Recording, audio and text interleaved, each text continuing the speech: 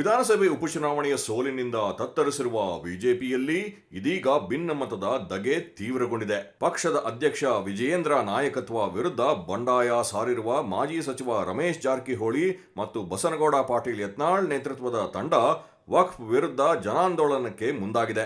ಬೀದರ್ನಿಂದ ಆರಂಭವಾಗಿರುವ ನಾಯಕರ ಈ ಯಾತ್ರೆ ವಕ್ಫ್ ಆಸ್ತಿ ಒತ್ತುವರಿ ಮಾಡಲಾಗಿದೆ ಎಂದು ನೋಟಿಸ್ ಪಡೆದಿರುವ ರೈತರ ಜೊತೆ ಮಾತುಕತೆ ನಡೆಸಲಿದೆ. ನಾಯಕರ ತಂಡ ಮೊದಲಿಗೆ ನರಸಿಂಹ ಜರಣಿ ದೇವಸ್ಥಾನಕ್ಕೆ ಭೇಟಿ ನೀಡಿ ವಿಶೇಷ ಪೂಜೆ ನೆರವೇರಿಸಿದ್ರು.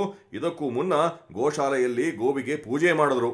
ಈ ವೇಳೆ ಮಾತನಾಡಿದ ಮಾಜಿ ಸಚಿವ ಅರವಿಂದ ಲಿಂಬಾವಳಿ, ವಕ್ಫ್ ವಿವಾದ ಬಗ್ಗೆ ಜನಜಾಗೃತಿ ಮೂಡಿಸುವ ಕೆಲಸ ಬೀದರ್ ಜಿಲ್ಲೆಯಿಂದ ಆರಂಭಿಸಿದ್ದೇವೆ. ಸಂಕಷ್ಟಕ್ಕೀಡಾದವರ ನೆರವಿಗೆ ಧಾವಿಸುವುದೇ ಈ ಯಾತ್ರೆಯ ಉದ್ದೇಶ ಎಂದು ತಿಳಿಸಿದರು. ಹಿಂದೂ ಮುಸ್ಲಿಂ ಎಲ್ಲರ ಆಸ್ತಿಯಲ್ಲಿ ವಕ್ಫ್ ಆಸ್ತಿ ಎಂದು ದಾಖಲಿಸಿದ್ದಾರೆ. ಈ ಬಗ್ಗೆ ಅಹವಾಲು ಆಲಿಸಲು ನಾವು ವಾರ್ ರೂಮ್ ಮಾಡಿದ ನಂತರ ಸಾಕಷ್ಟು ಕರೆಗಳು ಬರುತ್ತಿವೆ. ಎಲ್ಲಾ ಕರೆಗಳಿಗೂ ಸೂಕ್ತ ರೀತಿಯಲ್ಲಿ ಸ್ಪಂದಿಸುತ್ತಿದ್ದೇವೆ ಎಂದು ಹೇಳಿದರು. ವಕ್ಫ್ ವಿವಾದ ಗಮನಕ್ಕೆ ಬರುತ್ತಿದ್ದಂತೆ ಬಸನಗೌಡ ಪಾಟೀಲ್ ಯತ್ನಾಳ್ ಅವರು ವಿಜಯಪುರದಲ್ಲಿ ಹೋರಾಟ ನಡೆಸಿದರು. ಕೇಂದ್ರ ಸಚಿವೆ ಶೋಭಾ ಕರಂದ್ಲಾಜೆ ಸೇರಿದಂತೆ ಹಲವಾರು ಪಾಲ್ಗೊಂಡಿದ್ದರು. ಕೇಂದ್ರ ಸಂಸದೀಯ ಸಮಿತಿ ಕೂಡ ಭೇಟಿ ನೀಡಿತ್ತು. ಮಾಹಿತಿ ಸಂಗ್ರಹಿಸಿ ಕಳಿಸಿಕೊಡುವಂತೆ ತಿಳಿಸಿತ್ತು. ಅವರ ಸೂಚನೆ ಮೇರೆಗೆ ಮಾಹಿತಿ ಸಂಗ್ರಹಿಸಿ ಜನಜಾಗೃತಿ ಮೂಡಿಸಲು ನಿರ್ಧರಿಸಲಾಗಿದೆ. ಬೀದರ್ ತಾಲೂಕಿನ ಚಟನಹಳ್ಳಿ ಧರ್ಮಾಪುರ ಗ್ರಾಮದ ರೈತರ ಆಸ್ತಿಯಲ್ಲಿ ವಕ್ಫ್ ಎಂದು ನಮೂದಾಗಿದೆ. ಅಲ್ಲಿಗೆ ಕೂಡ ಭೇಟಿ ನೀಡಿ ಮಾಹಿತಿ ಸಂಗ್ರಹಿಸುತ್ತೇವೆ.